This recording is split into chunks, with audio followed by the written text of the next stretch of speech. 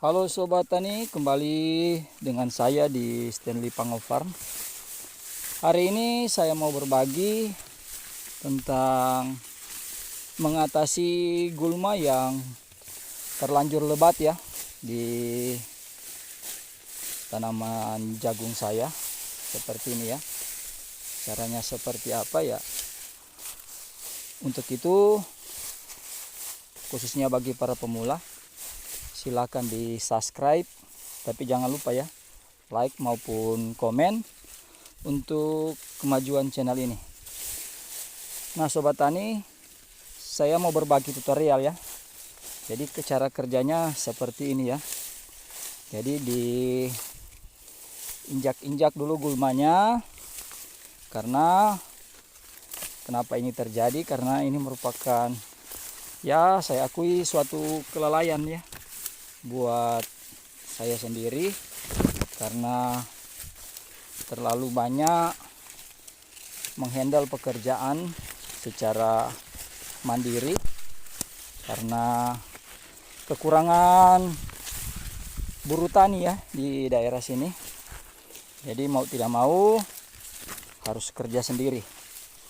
Nah seperti apa? Seperti ini ya, khususnya bagi para pemula.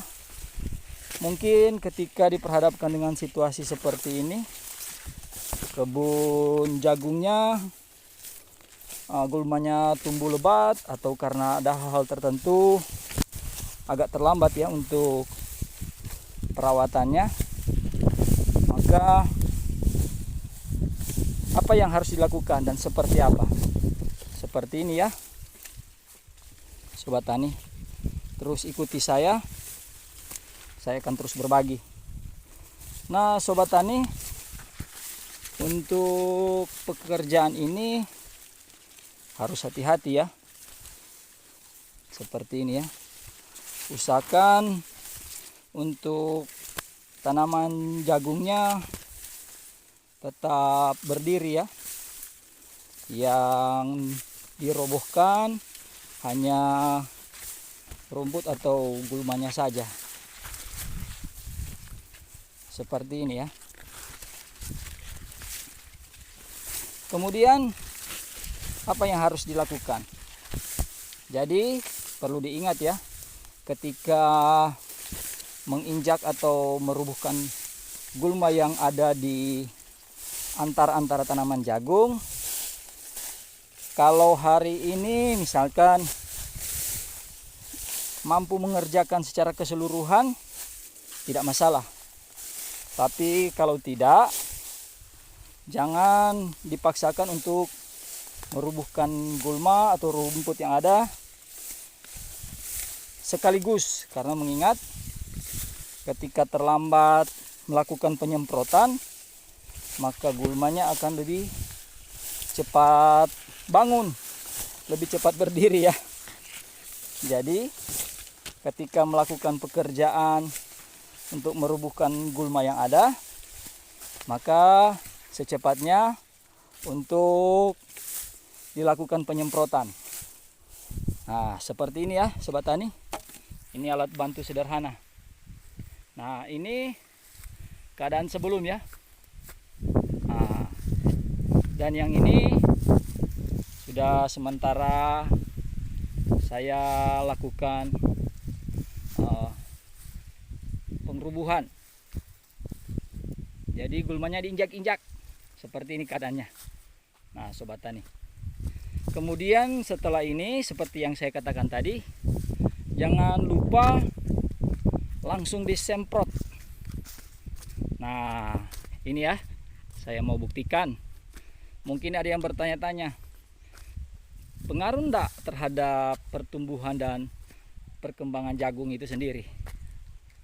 Nah ini ya, tapi saya menggunakan herbisida yang hanya membakar. Ingat ya Sobat Tani, khususnya bagi para pemula, kalau herbisida yang hanya pembakar warnanya seperti ini, bukan kuning ya, bukan warna kuning. Dan untuk satu sprayer takarannya ini, kebetulan hari ini saya baru mau mulai penyemprotan. Jadi seperti yang saya katakan tadi, diinjak-injak duluan sesuai dengan kebutuhan. Nah ini ya.